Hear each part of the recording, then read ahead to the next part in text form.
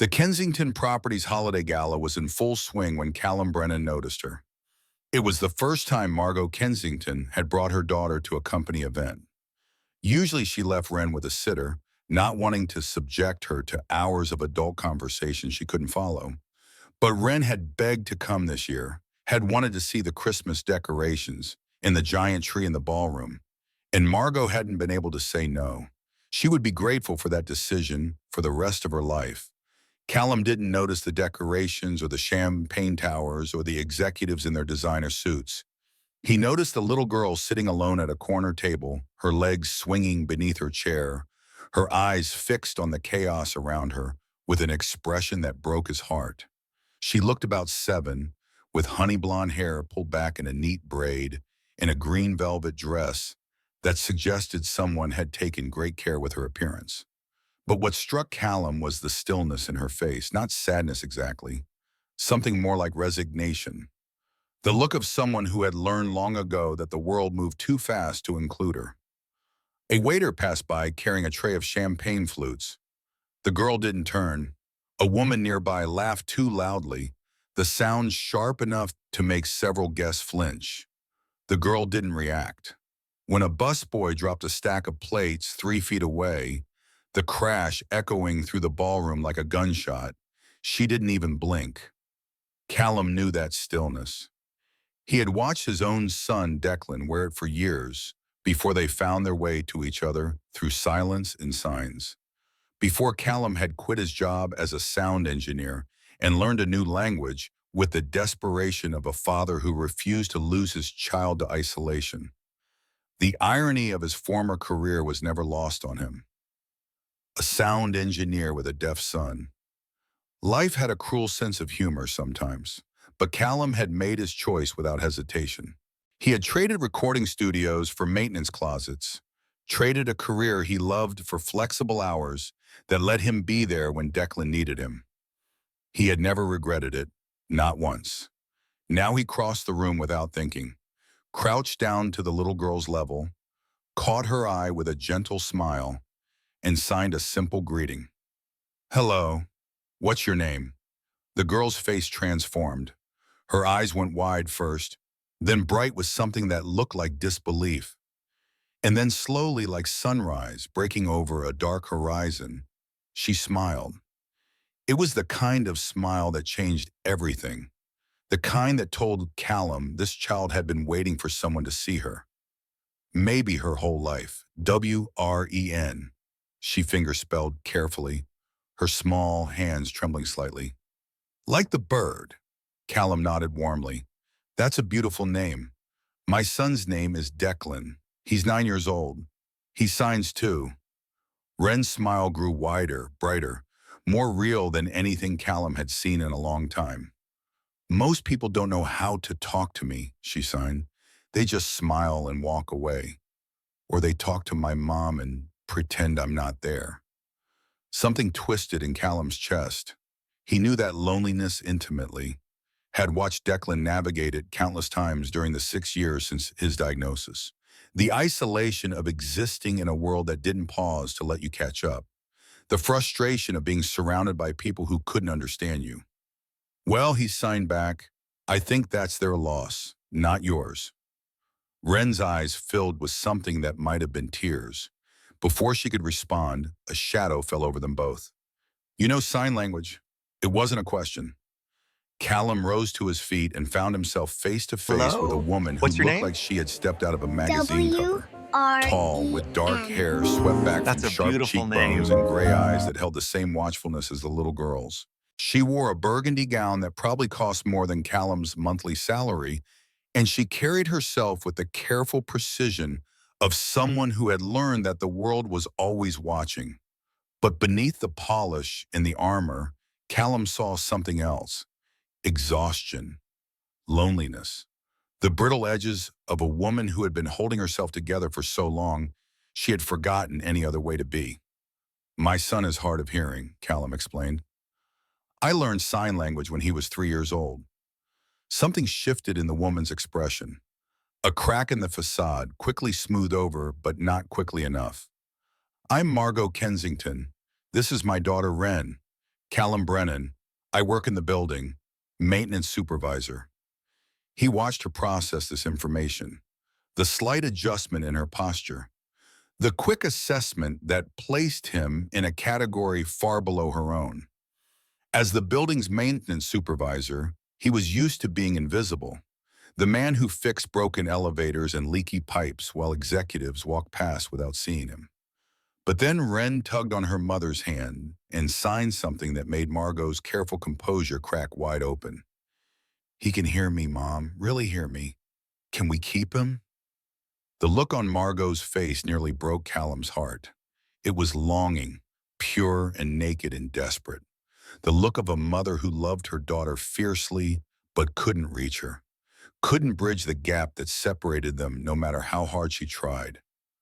I've tried, Margot said quietly, as if confessing a secret shame. 3 tutors, hundreds of hours of practice. But my hands don't work that way. My brain doesn't think in signs. She paused, and Callum could see the weight of 3 years of frustration in her eyes. 3 years since she had adopted this silent, watchful child from a foster home where no one had bothered to learn her language. 3 years of trying and failing and trying again.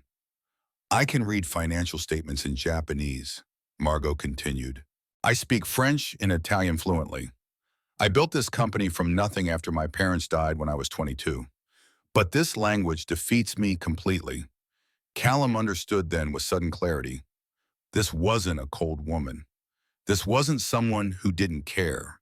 This was someone who cared so much it was destroying her.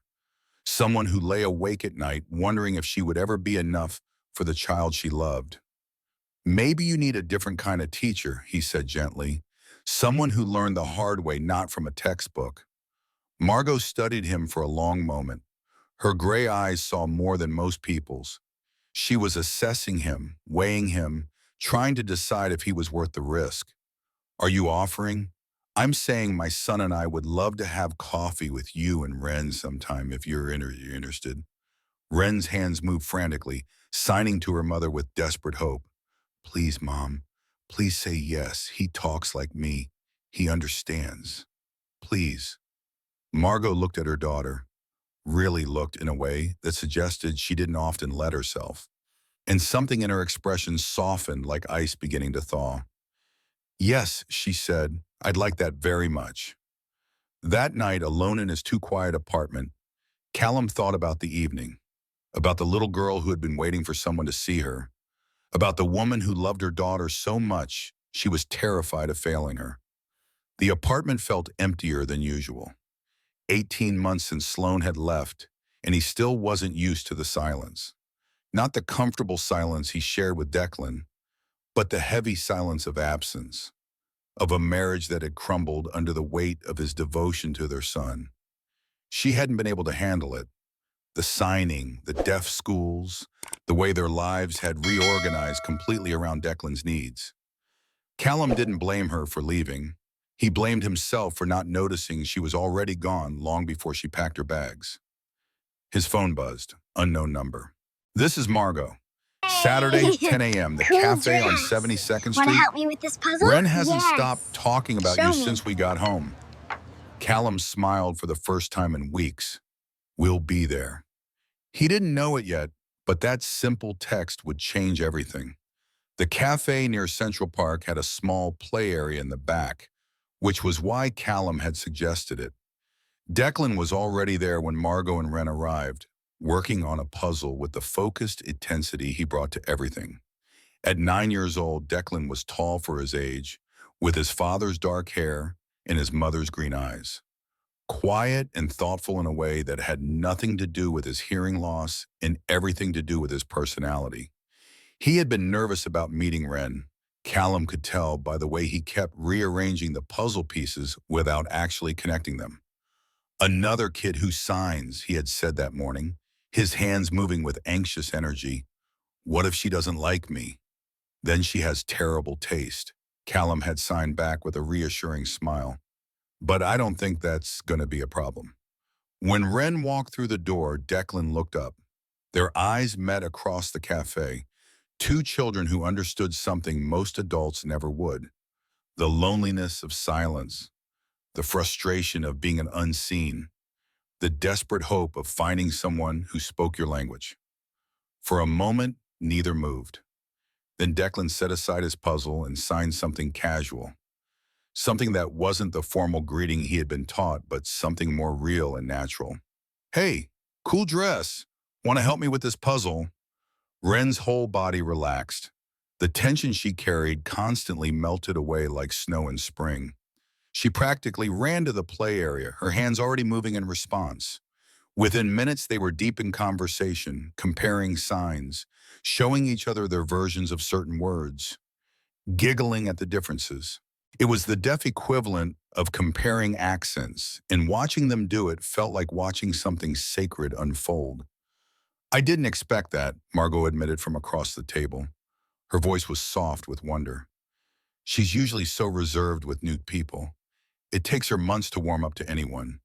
It's different when you find someone who speaks your language, Callum said. Margot turned to look at him, really look at him, and Callum felt something shift between them. She wasn't seeing his worn sweater or his calloused hands. She was seeing something underneath. How did you learn? She asked. To sign so fluently? Fear, Callum admitted honestly. When Declan was first diagnosed at 3 years old, I was terrified I wouldn't be able to communicate with my own son. So I studied like my life depended on it. Because in a way, it did. Margot was quiet for a long moment.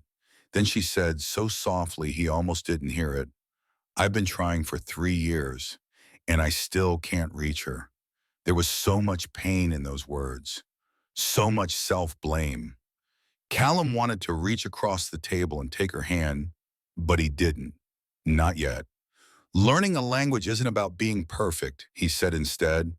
It's about being willing to fail, over and over again, until the failing becomes learning. I'm not very good at failing. I noticed. She almost smiled.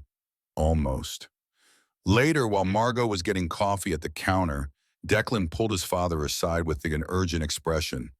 Dad, Wren told me something important. What did she say? She said her mom tries really hard, but she said trying isn't the same as hearing. What do you mean by that? Her mom says the words, but Wren doesn't feel like she's actually listening.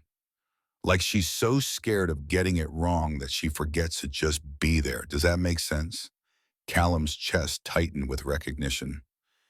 Yeah, buddy, it makes perfect sense. Maybe you can teach her, Declan signed thoughtfully, how to really listen. The way you taught yourself when I was little. Callum looked across the cafe at Margot, who was watching her daughter laugh with an expression that was equal parts love and heartbreak. Maybe I can. The weeks that followed had a rhythm to them, a pattern that Callum fell into without quite meaning to.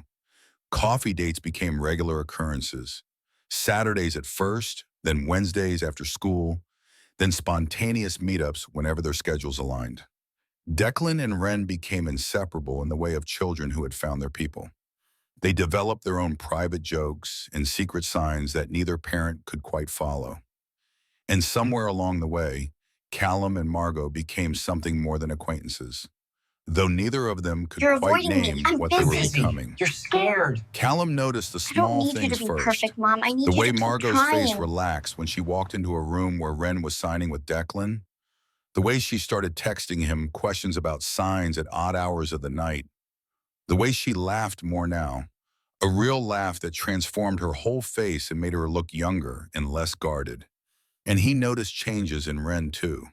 The silent, resigned girl from the Christmas party was gone completely, replaced by a child who chattered constantly in sign, who made jokes Callum had to translate for Margot, who had started teaching her mother new words with the patient exasperation of a child who knew more than her parent. But he also noticed the harder things. The way Margot flinched whenever her phone rang with a work call, the guilt that flashed across her face when she had to cut a conversation short, the way she deflected questions about herself, turning the conversation back to the children or to work or to anything but her own inner life. One evening after the children had exhausted themselves at the park, Callum and Margot sat on a bench while Declan and Wren dozed on the grass nearby. The sun was setting over the city, painting everything in shades of gold and rose. "You're different with them," Margot said suddenly. "With the kids, you're more open, more yourself." Callum considered this carefully. "Maybe I'm more comfortable with kids. They're more honest than adults." "Is that what you think I am?" "Dishonest?" "No." He chose his words carefully. "I think you're careful. I think you've had to be careful your whole life." Margot was quiet for so long that Callum thought he had offended her. Then she said, "I wasn't always like this. I used to be softer, more trusting. Before my parents died when I was 22. Before I learned that the only person you can truly count on is yourself." "That sounds incredibly lonely." "It is lonely." She said it simply, like stating an obvious fact. "But it's safe, safe," Callum repeated. "And empty?" Margot turned to look at him. In the golden light of sunset, her gray eyes were almost warm. "Maybe, but empty doesn't hurt as much as full. It happened gradually. So gradually that Margot didn't recognize it at first. She watched Wren bloom like a flower, finally getting sunlight. Watched her daughter laugh and joke and sign with an ease that Margot had never been able to give her partner. Watched Callum communicate with Wren in seconds what took Margot minutes of fumbling, frustrating attempts. And something ugly grew in her chest. Something she didn't want to name. "She's happier with him than she's ever been with me. She has more conversations with Callum in an hour than she has with me in a week. I will never be enough for her." The thoughts circled like vultures, picking at the careful control she had built over years of practice. She tried to silence them, tried to focus on the positive. Wren was thriving. Wasn't that what mattered most? But the jealousy grew anyway, feeding on her insecurities until she could barely look at Callum without feeling sick with envy. She started pulling back, canceling coffee dates with excuses that grew thinner each time, making up work obligations that didn't exist, creating distance because distance felt safer than this terrible vulnerability that threatened to swallow her whole. If she didn't need him, she couldn't lose him. If she didn't let herself feel this, she couldn't be destroyed by it. "You're avoiding me." Callum's voice stopped her at the door of his apartment building. She had been trying to drop Wren off for a play date without coming inside, without having to face him, without having to explain why she had been pulling away. "I'm busy," she said without turning around. "You're scared." The words cut through her defenses like a knife. She turned to face him, and something in her expression must have shown because his face softened with understanding. "Yes," she admitted, her voice breaking. "I'm scared. I'm scared of what this is becoming, of what it means that my daughter is happier with your son than she's ever been with me, that she talks to you more easily than she'll ever talk to me, that I will never be able to Thank you give for her what helping you my give her dad. in 5 minutes I of think you're lonely conversation." too. "That's not true, Maybe you can be Margot. louder. It is true. And I don't even know what to do with it. So yes, I'm running. Because running is what I know how to do." She was crying. When had she started crying? She hadn't cried in years, had trained herself not to cry. And now the tears were falling, and she couldn't stop them. From the doorway, a small figure emerged. Wren had been watching. Of course she had. Deaf children learn to watch everything. It was how they survived in a world that didn't accommodate them. "Mom," she signed, walking toward Margot. "You know why I like talking to Callum?" Margot shook her head, not trusting herself to speak. "Because when he doesn't understand something, he doesn't pretend. He asked me to show him again. He makes mistakes and laughs at himself. He's not scared of getting it wrong." Wren reached up and took her mother's hand. Her small fingers were warm against Margot's cold ones. "You're always so scared of getting it wrong that you forget to try. But I don't need you to be perfect, Mom. I just need you to keep trying, even when it's hard." Margot sank to her knees and pulled her daughter into her arms. For a long moment, she just held her. This small person who saw so much more than anyone gave her credit for. "I'm sorry," she whispered into Wren's hair. "I'm so sorry." "Don't be sorry," Wren sighed. when they pulled apart. Just don't stop trying. Okay? Okay, Margot signed back. Clumsy, imperfect, but trying, I promise. The doorbell rang at 7 in the evening on a Tuesday. Callum opened it, expecting a delivery driver. Instead, he found Sloane. She looked different from the woman he had married, polished in a way she hadn't been during their marriage. Designer clothes, perfect makeup, a new hardness in her eyes that hadn't been there before. Or maybe it had always been there and he just hadn't wanted to see it. Hello, Callum. Sloane, what are you doing here? I want to see my son. The words hit him like a physical blow. 18 months of complete silence. No birthday cards, no Christmas calls, no response to the photos he sent, the updates he offered, the olive branches he extended over and over until he finally gave up. And now she was standing on his doorstep like she had every right to be there. You haven't seen him in 18 months, Callum said carefully. I know, and I regret that deeply. I've been getting help, working through some personal issues. She straightened her shoulders in a gesture that looked rehearsed. I want to be part of his life again. You can't just show up after all this time and expect. Actually, I can. Her voice hardened, the mask slipping. I've spoken to a lawyer. I have rights, Callum, joint custody rights. And if you won't let me see him voluntarily, I'll take it to court. The threat hung in the air between them. Sloane, he said slowly, Declan doesn't even know you anymore. You can't just, he's my son. Her voice cracked just for a moment before the hardness returned. I'll be in touch. She turned and walked away, her heels clicking on the pavement. Callum watched her go, his heart pounding, his mind racing through worst-case scenarios. That night after Declan was asleep, Callum sat in the dark living room and tried to breathe. Declan was his whole world. The thought of sharing custody with a woman who had abandoned them without a word was unbearable. His phone buzzed, a text from Margot. Is everything okay? Wren said Declan seemed upset at school today. Callum stared at the message for a long moment. Then he typed, Can we talk? I need to tell you something important. An hour later, he sat across from Margot in her pristine apartment and told her everything. About Sloane, about the custody threat, about his fear that he might lose the one person who mattered most. And Margot reached across the table and took his hand. Then we fight, she said firmly. Together, the custody hearing was scheduled for 3 weeks out. In that time, Sloane made her presence impossible to ignore. She showed up at Declan's school, introducing herself to teachers as his mother. She sent expensive gifts with cards signed Love, Mom. She filed paperwork requesting increased visitation, citing Callum's unstable work situation as a maintenance supervisor. Each move was calculated. Each appearance was perfectly staged. Callum watched it all unfold with growing dread. But he wasn't alone. Margot threw herself into helping with fierce determination. She hired the best family lawyer in the city, someone Callum never could have afforded.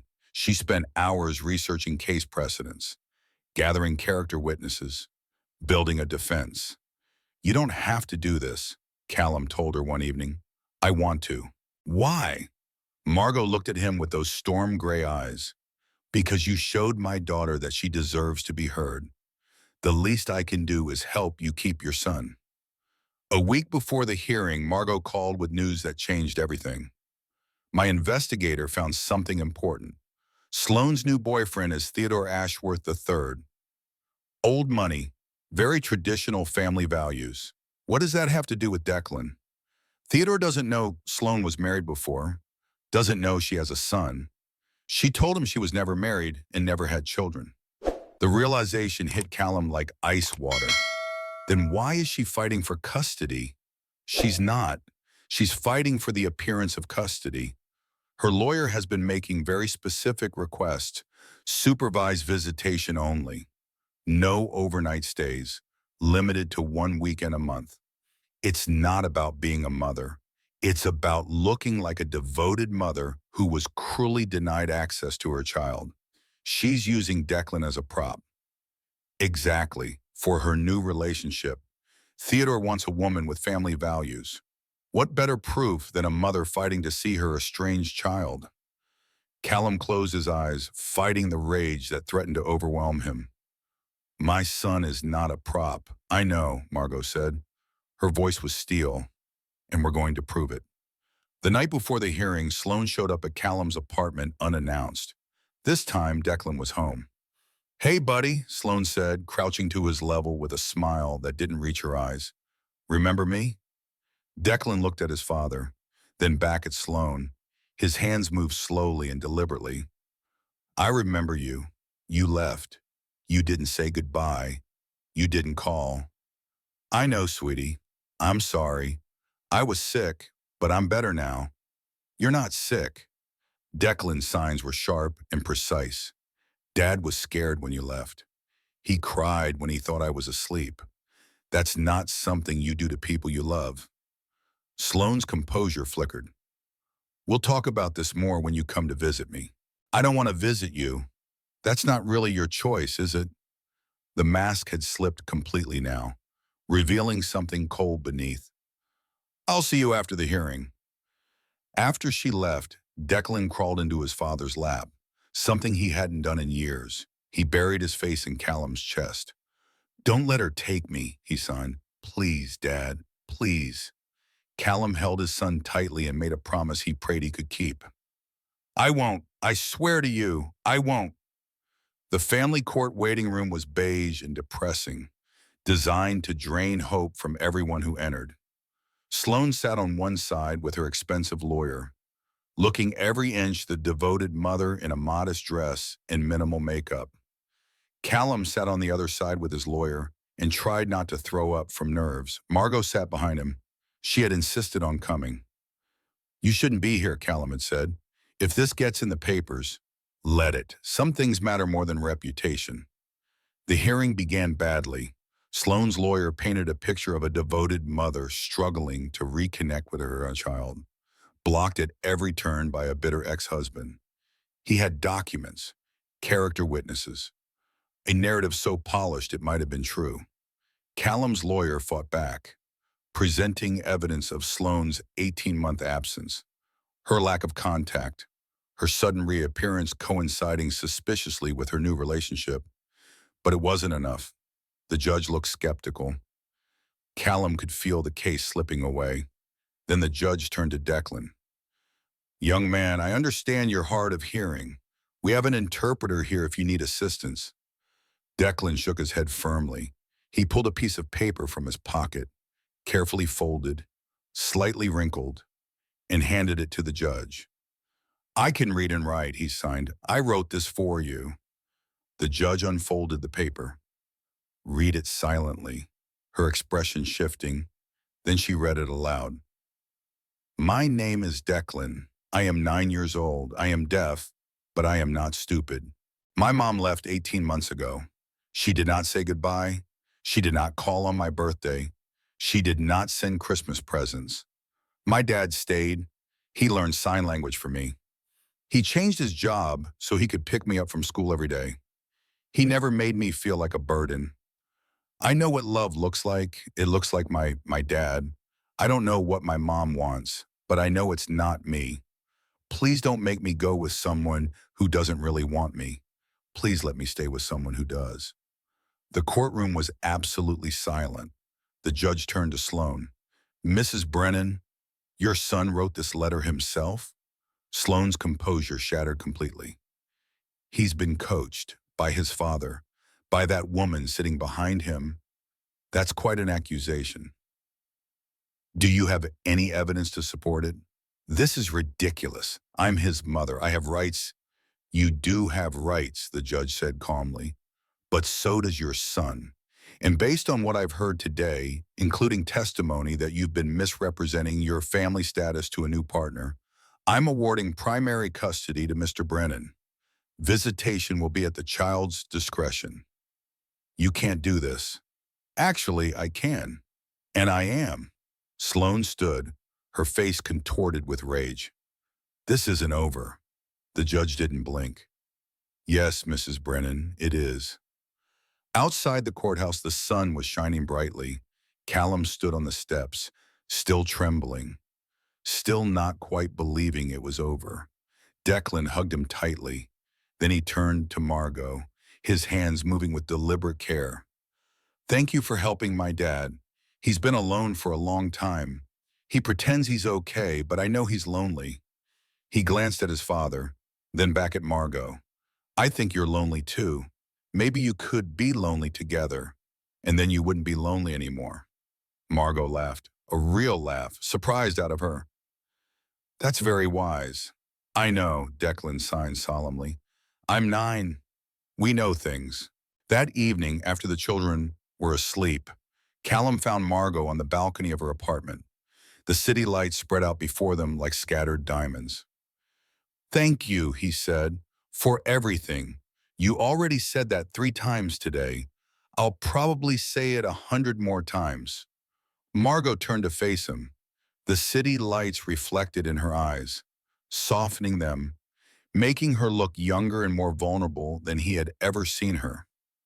"I was so scared," she admitted, "for months. Scared of needing you. Scared of letting Ren need you. Scared of feeling this and having it fall apart. And now I'm still scared, but I'm more scared of not trying. Ren was right. I've been so afraid of getting it wrong that I forgot to try." Callum stepped closer. She didn't pull away. "I'm not going anywhere," he said softly. "I'm not very good at going anywhere. Ask my ex." Margot laughed even as tears slipped down her cheeks. "That's a terrible joke, I know, but you laughed anyway." She kissed him then. Or maybe he kissed her. It didn't matter who moved first. What mattered was that they moved together. 1 year later, the holiday gala transformed the same ballroom where everything had begun. But this year, there was no lonely girl in the corner. Ren moved through the crowd with confidence. Declan at her side. They had become inseparable. Siblings in every way that mattered. They wore matching outfits and were teaching a group of fascinated executives basic signs. Margot had started something new this year. ASL classes for all employees, voluntary but encouraged. Half the company had signed up. "You started a revolution," Callum said, appearing beside her with 2 glasses of champagne. "Ren started it. We just followed." Callum wore a simple gold band on his left hand. So did Margot. They had married in October, a quiet ceremony with just the 4 of them and a handful of close friends. No photographers, no press coverage, just promises spoken in 2 languages. And 4 people becoming family. "Mom," Ren signed, running over with Declan close behind. "Mr. Harrison just asked me to teach him how to say Merry Christmas. I made him practice 5 times until he got it right. That's very patient of you." "I know, that's what Callum taught me. Being patient is how you help people learn." Margot looked at Callum. He looked back at her. Neither of them needed to sign what they were thinking. Later, when the party was winding down, Ren tugged on her mother's sleeve. "Mom, can I ask you something?" "Of course, sweetheart. When you first got me, you didn't know how to talk to me. And now you do. What changed?" Margot knelt down to her daughter's level. Her hands moved smoothly now, not perfectly, still with the occasional fumble, but fluidly enough that the conversation felt natural and real. "I stopped being scared of making mistakes. I stopped trying to be perfect. And I started just listening, really listening, even when I didn't understand all the words." Ren smiled brightly. "I'm glad you stopped being scared. Me too, baby. Me too."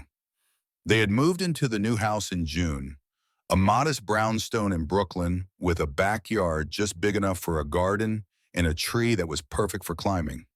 The kind of house Callum had dreamed about when he was young, before dreams had given way to reality and reality had given way to survival. Now, on Christmas Eve, the tree was up in the living room, slightly crooked, decorated with ornaments that didn't match. Some from Callum's childhood, some from Margot's, some that Declan and Ren had made together with glitter and construction paper. The children were arguing about where to put the star. Callum was trying to untangle lights that had somehow become hopelessly knotted. Margot was laughing at all of them, her phone capturing the chaos for posterity. It was messy. It was loud in its own way. It was absolutely perfectly imperfect. You know what I keep thinking about? Margot said, coming to stand beside Callum. What? That night at the party, when you crossed the room and signed hello to a little girl you didn't know. Callum smiled, remembering. I almost didn't go that night. Almost stayed home alone. I'm glad you didn't. Me too. Wren appeared at Margot's side, slipping her hand into her mother's. Mom, remember when you told me that some families are the ones you're born into and some are the ones you choose? I remember. I think the best families are the ones that choose each other. Every single day, even when it's hard. Margot pulled her daughter close, tears pricking at her eyes. When did you get so wise? Declan taught me, Wren signed solemnly. He says wisdom is genetic and his dad has a lot of it. From across the room, Callum signed, I heard that, and I agree completely. They finished decorating the tree together. The star went on top, Declan lifting Wren so she could place it herself. The lights finally untangled. The ornaments hung where they belonged. Later, when the children were asleep and the house was quiet, Callum and Margot stood at the window watching snow begin to fall. Margot leaned into him, and he wrapped his arms around her, holding her close. This is what I was afraid of, she said softly. This happiness, this fullness. I kept thinking it couldn't be real, that something would take it away. And now I think maybe that's the point. It could be taken away. Any of it. All of it. But that doesn't mean we shouldn't hold on to it while we can. Callum pressed a kiss to her hair. I love you. I love you too. She turned in his arms to face him. Thank you for not giving up on me. Even when I was giving up on myself. Never, he said, not ever. From somewhere down the hall, a light flickered on. Footsteps pattered across the floor. Wren appeared in the doorway, Declan a sleepy shadow behind her. We can't sleep, Wren signed. Can we stay with you? Callum looked at Margot. Margot looked at Callum. They smiled. Come here, Margot signed, opening her arms. The children tumbled into the room, into the bed that was technically too small for 4 people, into the family they were still becoming. And in the quiet that followed, Margot finally understood what it meant to belong. Not empty silence, but the full silence of people who didn't need words to be understood. Outside, the snow fell softly on the Brooklyn streets. Inside, 4 people breathed together, their hearts beating in rhythm. It had started with a simple greeting. Hello, what's your name? It had grown through patience and fear and mistakes and trying again. It had survived jealousy and doubt in a custody battle in all the ways people can hurt each other when they're scared. And it had become something none of them had expected. A family built not from obligation, but from choice. A bridge made not of steel and stone, but of hands that never stopped reaching. Sign language had brought them together. Love had made them whole, patient, persistent, imperfect, but whole. The story illustrates the greatest lesson. True love lies not in perfection, but in persistent listening and never giving up. A father risked his career to learn sign language because he understood that communication is the bridge that holds his family together. A mother, seemingly cold, was actually afraid of making mistakes and failing, unintentionally creating distance between herself and her child. When she accepted her awkwardness and started learning from scratch, family bonds began to revive. The story also reminds us that children are not as weak as adults think. Sometimes they see the truth more clearly than anyone else. And finally, family is not just where we are born, but also where we choose to stay each day through kindness, patience, and courage.